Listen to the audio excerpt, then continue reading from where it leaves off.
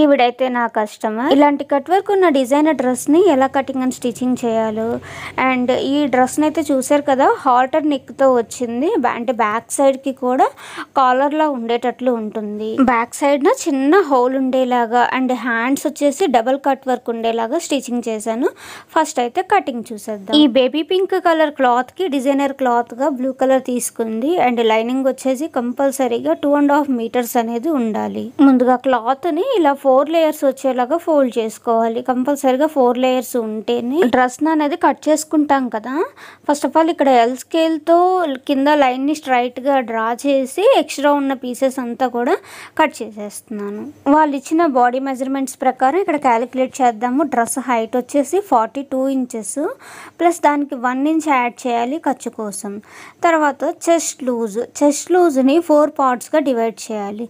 ఎందుకంటే టైలరింగ్లో మన బాడీని 4 పార్ట్స్గా డివైడ్ చేశారు. అంటే ఫ్రంట్ 2 పార్ట్స్గా, బ్యాక్ సైడ్ 2 పార్ట్స్గా డివైడ్ చేశారు. సో క్లాత్ను కూడా అలానే 4 పార్ట్స్గా మనం ఫోల్డ్ చేసుకుంటాము. దీనికి సంబంధించిన ఫుల్ వీడియో కావాలంటే కింద డిస్క్రిప్షన్లో లింక్ అనేది ఇస్తాను, ఒకసారి చెక్ చేయండి. సో చెస్ట్ లూజ్ని 4 పార్ట్స్గా డివైడ్ చేస్తే 10 ఇంచెస్ ప్లస్ దానికి 2 ఇంచెస్ ఖర్చు కోసం యాడ్ చేయాలి. అలానే నడుము లూజు 36, 4 పార్ట్స్గా డివైడ్ చేస్తే 9 ఇంచెస్ ప్లస్ దానికి 2 ఇంచెస్ యాడ్ చేయాలి. నెక్స్ట్ హిప్ లూజు అంటే స్కర్ట్స్ స్టిచ్చింగ్ చేస్తాం కదా, అక్కడ వచ్చేసి దాన్ని కూడా 4 పార్ట్స్గా డివైడ్ చేస్తే 10 ఇంచెస్, దానికి ప్లస్ 2 ఇంచెస్ ఖర్చు కోసం యాడ్ చేసి ఈ విధంగా మెజర్మెంట్స్ని తీసుకోవాలి.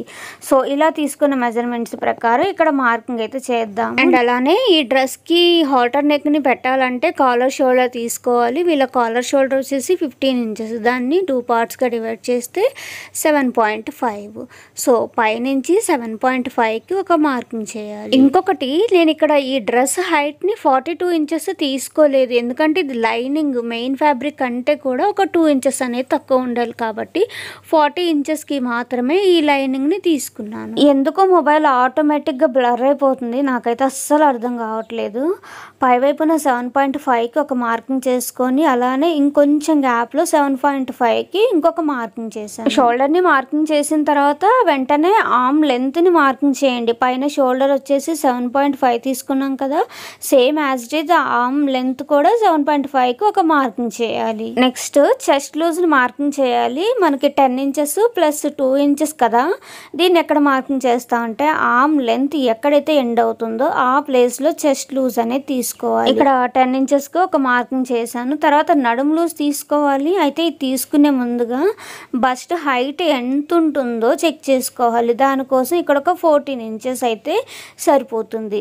సేమ్ 14 ఇంచెస్ని ఇంకొక వైపు కూడా మార్కింగ్ చేసి ఫస్ట్ దీనికి స్ట్రైట్గా ఒక లైన్, హైట్ మార్కింగ్ చేసుకున్న ప్లేస్ పైన నడుము లూజ్ని మార్కింగ్ చేయాలి. అంటే 9 ఇంచెస్కి ఇక్కడ ఒక మార్కింగ్ చేయాలి. తర్వాత హిప్ లూజ్ని మార్కింగ్ చేయాలి. హిప్ లూజ్ని మార్కింగ్ చేసుకోవడానికి ముందుగా స్కర్ట్ హైట్ని పెట్టుకోవాలి. అంటే 19 కానీ 20 ఇంచెస్ కానీ, అంటే కస్టమర్ని బట్టి కొందరు పైకి పెట్టుకుంటారు, కొంతమంది వచ్చేసి కిందకి స్కర్ట్స్ పెట్టుకుంటారు కదా. సో వాళ్ళ రిక్వైర్మెంట్ ప్రకారం పెట్టాలి. నేనైతే ఇక్కడ స్కర్ట్స్ హైట్ 19.5 ఇంచెస్కి ఒక మార్కింగ్ చేసి దీనికి స్ట్రైట్గా ఒక లైన్ని డ్రా చేశాను.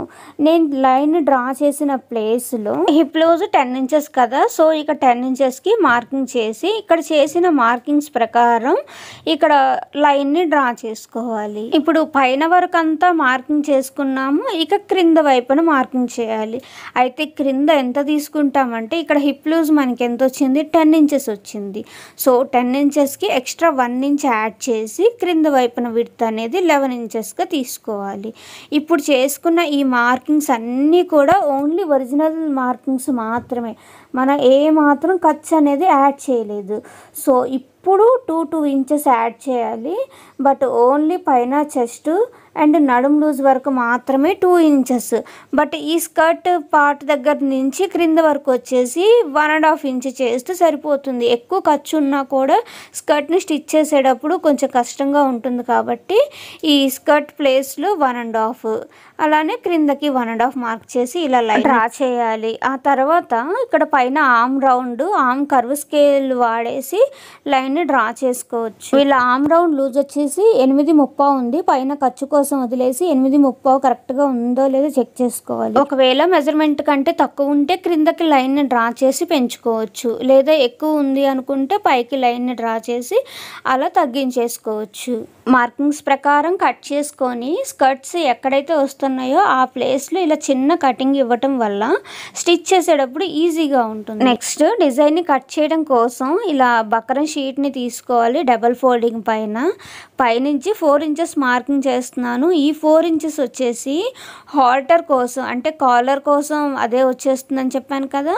సో దానికోసం పైనుంచి 4 ఇంచెస్ వరకు మార్క్ చేసుకొని అక్కడి నుంచి మనం కట్ చేసిన ఈ డ్రెస్ని పెట్టేసి ఆమ్ రౌండ్ ఎంతైతే ఉందో అంతా మార్కింగ్ చేసుకోవాలి. అయితే నాకు ఇక్కడ బకరం అనేది కొంచెం తగ్గింది, పర్లేదు, వేరే క్లాత్ని తీసుకునేటప్పుడు కొంచెం ఎక్స్ట్రా తీసుకుంటాను. ఇప్పుడు ఈ లైన్ నుంచి క్రిందకి నెక్ హైట్ని తీసుకోవాలి. నేనైతే 6 ఇంచెస్ తీసుకుంటున్నాను, ఎందుకంటే వాళ్ళు నెక్ హైట్ చిన్నదే పెట్టమన్నారు. బట్ మీరైతే 6.5, 7 ఇంచెస్ మీ ఇష్టం. సేమ్ అదే 6 ఇంచెస్కి ఇంకొంచెం దూరంలో ఒక మార్కింగ్ చేశాను. పై వైపున నెక్ విడ్త్ కోసం 4 ఇంచెస్ మార్కింగ్ చేశాను. అలానే క్రింద వైపున కూడా 4 ఇంచెస్ అయితే మార్కింగ్ చేయాలి. బట్ నేను 4 ఇంచెస్ మార్కింగ్ చేయట్లేదు, ఎందుకో నాకు బ్రాడ్ ఎక్కువ అవుతుందేమో క్రింద వైపున అనిపించింది. సో అందుకే 3.5 తీసుకున్నాను. ఒకవేళ మీరు కావాలి అనుకుంటే 4 ఇంచెస్ అయితే తీసుకోండి. దీనికి ఇలా ఒక లైన్ని డ్రా చేసి లోపల వైపున వచ్చేసి స్వీట్ హార్ట్ నెక్ని అయితే పెడుతున్నాను. దానికోసం ఇలా కార్నర్ నుంచి 2 ఇంచెస్ పైకి మార్కింగ్ చేసుకొని ఈ విధంగా లైన్ని డ్రా చేశాను. ఆ తర్వాత ఈ లైన్ పైన 1.30 ఇంచ్కి మార్కింగ్ చేయాలి.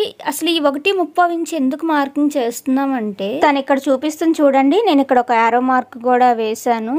ఈ నెక్కి మధ్యలో ఉండే గ్యాప్ కోసం 1.30కి మార్కింగ్ చేస్తున్నాను. ఇక పై వైపున వచ్చేసి 1.5 ఇంచ్కి మార్కింగ్ చేస్తున్నాను. ఇలా మార్క్ చేసిన ఈ 2 మార్కింగ్స్ని కలుపుతూ స్ట్రైట్గా ఒక లైన్ని డ్రా చేయాలి. తర్వాత కట్ వర్క్ మార్కింగ్ చేయటం కోసం ఆమ్ రౌండ్ క్రింద నుంచి 2.5 తీసుకుంటున్నాను. బట్ మీరైతే చెక్ చేయండి, నాకు కట్ వర్క్ చిన్నదిగా అయింది, ఇంకొంచెం క్లాత్ పెద్దదిగా పెట్టుంటే బాగుండు అని చెప్పేసి తను అన్నది. సో మీరు 3 ఇంచెస్ 3.5 మరీ ఎక్కువ వద్దు, అలా చూసుకొని ఇక్కడ నేను ఆల్రెడీ ఫోటో డిస్ప్లే చేశాను కదా, ఆ వీడియో చూసుకుంటూ మీకు ఎంత పెడితే ఈ కట్ వర్క్ అనేది సెట్ అవుతుందో చూసుకుంటూ ఇక్కడ మార్కింగ్ చేసుకోండి. నేనైతే 2.5కి మార్కింగ్ చేశాను. ఇప్పుడు పైన చేసుకున్న మార్కింగ్, అలాగే నెక్లో చేసుకున్న మార్కింగ్, క్రింద 2.5 ఈ 3 కలిసేలాగా షేప్ని డ్రా చేయాలి. దానికోసం ఫస్ట్ లైట్గా స్ట్రైట్గా ఒక లైన్ డ్రా చేసుకోండి. ఇలా లైన్ డ్రా చేసిన తర్వాత ఇప్పుడు షేప్ మార్కింగ్ చేసుకుంటే కొంచెం ఈజీ అనిపిస్తుంది. ఇక్కడ షేప్ సైజ్ అయితే మీరు చెక్ చేసుకొని మార్క్ చేయండి. ఇక షేప్ మీకు ఓకే అనుకున్న తర్వాత ఇప్పుడు దీన్ని డార్క్ చేయండి. ఇప్పుడు కట్ వర్క్ కోసం ఒక చిన్న కార్డ్బోర్డ్ని తీసుకొని హైట్ అండ్ విడ్త్ వచ్చేసి 1 ఇంచ్ 1/2 ఇంచ్ ఇలా మార్కింగ్ చేసుకొని దీన్ని ఈ షేప్లో వచ్చేలాగా కట్ చేశాను. ఇలా సింగిల్ పీసే తీసుకోండి, మీరు ఒక 2-3 కలిపి తీసుకోవాలంటే షేప్ అనేది అస్సలు రాదు. సో ఇలా ఒక్కటే పీస్ తీసుకొని కట్ వర్క్ బయటకు వచ్చేలాగా ఇక్కడ మనం లైన్ని డ్రా చేసాం కదా, ఆ లైన్ పైన ఉండేలాగా ఇలా ఈ కట్ వర్క్ని ఇలా డ్రా చేయాలి. లెంత్ బాగా ఎక్కువైపోతుందని చెప్పేసి ఇలా స్పీడ్ మోషన్లో అయితే పెట్టాను. ఇలా మొత్తం కట్ వర్క్ అంతా కూడా డ్రా చేసిన తర్వాత ఇప్పుడు కట్ చేయాలి. ఇక్కడ పై వైపున 1.30కి మార్కింగ్ చేసుకున్నాం కదా, అక్కడ వరకు ఒక కటింగ్ చేసి ఇక క్రింద as it is cut work shape cutting ఎలాగైతే అంటే డ్రాయింగ్ ఎలాగైతే ఉందో అదే షేప్లో అయితే కట్ చేయండి. ఇక్కడైతే అస్సలు కటింగ్ మిస్ అవ్వద్దు. కొంచెం మిస్ అయినా కూడా మీరు కట్ చేసుకున్న ఈ బకరం షీట్ అనేది వేస్ట్ అవుతుంది కాబట్టి సో చాలా జాగ్రత్తగా కట్ చేసుకోండి. ఆ తర్వాత పైనుంచి ఇక్కడ లైన్ని కలిపేసేయండి. ఆమ్ రౌండ్ ఇక్కడ మార్కింగ్ చేసుకున్నాం కదా, ఆ లైన్తో పాటు కలిపేసి క్రింద వరకు ఇలా కట్ చేసేసుకోవాలి. ఓపెన్ చేశాక చూడండి ఏ విధంగా ఉందో. ఇక్కడ మధ్యలో ముందు ఒక లైన్ని డ్రా చేయండి. సేమ్ యాజ్ ఇట్ ఈజ్ ఇప్పుడు ఒకవైపున లైన్ని డ్రా చేసుకున్నాం కదా, అలానే రెండో వైపున కూడా మార్క్ చేసుకోండి. తర్వాత ఇక్కడ నేను 1 ఇంచ్ అనేది మార్కింగ్ పెడుతున్నాను. ఇది ఎందుకంటే కాలర్ విడ్త్ కోసం. మీకు 1.5 ఇంచ్ కావాలి విడ్త్ అనుకుంటే 1.5 పెట్టుకోండి. నేనైతే 1 ఇంచ్ విడ్త్ అయితే కాలర్ సరిపోతుంది కదా అని చెప్పేసి 1 ఇంచ్ విడ్త్ మాత్రమే 2 సైడ్స్ని ఇలా మార్కింగ్ చేశాను.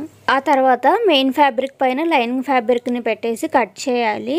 ఇప్పుడు నేను దీనికోసం లైనింగ్ క్లాత్ని తీసుకున్నాను. ఈ బకరం షీట్ని లైనింగ్ క్లాత్ పైన పెట్టేసి ఐరన్ చేశాను. అలానే ఈ బకరం షీట్ ఈ కట్ వర్క్కి సరిపడా డిజైనర్ క్లాత్ను కూడా కట్ చేసేసుకోవాలి. బకరం షీట్ని అయితే కట్ చేసాం, కానీ మెయిన్ లైనింగ్ ఫ్యాబ్రిక్ మీద నెక్ని కట్ చేయలేదు. సో ఇక్కడ 4 ఇంచెస్కి ఒక మార్కింగ్, అలానే నెక్ హైట్ 6 ఇంచెస్ పెట్టుకున్నాం కదా, ఇక్కడ 6 ఇంచెస్కి ఒక మార్కింగ్ పెట్టేసుకొని దీని విడ్త్ 3.5 మార్క్ చేసుకున్నాం. సేమ్ బకరం షీట్ పైన నెక్ మనం ఇక్కడ ఎంతైతే మార్క్ చేసుకున్నామో అదే విధంగా ఇక్కడ కూడా మార్క్ చేసుకోవాలి. ఎందుకంటే సేమ్ వస్తుంది కాబట్టి అలానే మార్క్ చేసుకొని ఇక దీన్ని కూడా కట్ చేసుకోవాలి. ఈ కటింగ్ వీడియో మీకు నచ్చిందా? స్టిచ్చింగ్ వీడియోలో కట్ వర్క్ పర్ఫెక్ట్ షేప్ వచ్చేలాగా ఎలా స్టిచ్చింగ్ చేయాలో అనేది క్లియర్గా ఎక్స్ప్లెయిన్ చేస్తాను. ఎవరైతే మిస్ అవ్వదు. ఈ డ్రెస్ వైజ్గా అయితే తనకి చాలా బాగా నచ్చింది అన్నారు. ఇంటి దగ్గర వాళ్ళు కూడా చాలా బాగుందని చెప్పేసి అన్నారు. బట్ క్లాత్ ఇంకొంచెం ఎక్స్ట్రా ఉంటే బాగుండని చెప్పేసి అదొక్కటే చెప్పింది.